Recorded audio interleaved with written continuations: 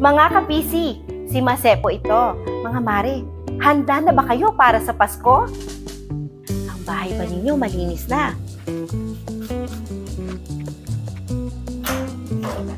Ang banyo, maaliwalas na ba ang kwarto?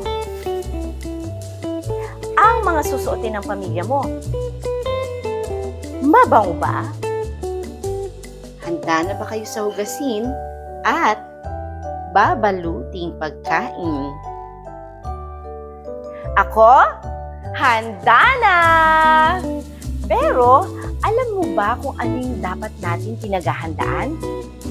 Ihanda natin ang ating mga puso. Ang puso na punong-puno ng pagmamahal at pasasalamat. Gunitain natin ang diwa ng Pasko sa pamamagitan ng ating mga pamilya. Sa kanila magsisimula ang pagmamahalan at respeto sa isa't isa. Happy birthday, Jesus! And Merry Christmas to all of you, mga kapisi! Mula sa personal collection at sa akin, ang inyong kumaring Mase. We wish you all a great life.